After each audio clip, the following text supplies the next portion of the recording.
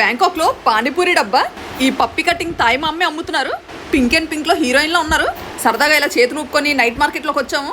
Sudden గా ఈ పానీపూరి బండి కనిపించింది. బండికి బనానాస్ తగిలించారు. సరదాగా ఓ ప్లేట్ పెట్టమందాం మామని. పూరీలు అప్పుడే అడిగంటిసేయి. తాయోలు కూడా మరిగినట్టున్నారు పానీపూరి. ఇది హువాహిన్ లో నైట్ మార్కెట్. బ్యాంకాక్ నుండి 3 గంటలు ఉంటుంది ఊరు. ఇది కౌ కెబాబ్. పక్కనే తాజాగా మామిడి పళ్ళు అమ్ముతున్నారు. ఈ మా అమ్మ కుక్కలా కుక్కుతున్నారు బంగాళదుంప కూర.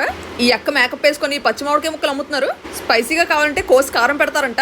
అబ్బో పక్కనే వేడివేడిగా సమోసాలు. ఈ పానీ మాత్రం గొప్ప చిక్కగా ఉంది. పాపం ఈయన పెట్టకుండా తినేస్తున్నారని అలా చూస్తున్నారు. ఇంకోటి పెట్టేద్దాం. పూరి బాగా చిన్నదైపోయినట్టుంది. నోటికి పుల్లగా ఉంది కదా, ఘాటుకు మూర్తి మండుతున్నట్టుంది. నేనైతే పానీపూరికి ప్రాణం పెట్టేస్తాను. టేస్ట్ మాత్రం అదిరిపోయింది. అయ్యో మండుతుందా అని అడుగుతున్నారు తాయి మా అమ్మ. ఇంతలా మిరపకాయలు ఇస్తే మండదా అంటున్నాను. పుట్టమ్మ నోట్లో పెట్టేశాను. ఎన్ని తిన్నా తను తీరదు. ఎంత అయిందో డబ్బులు ఇచ్చేద్దాము. 50 బాతులంట. అంటే మన డబ్బుల్లో 120 రూపాయలు. ఈ కిందనున్న లింక్ నొక్కి బ్యాంకాక్ లో అయోధ్య ఎలా ఉందో చూడండి.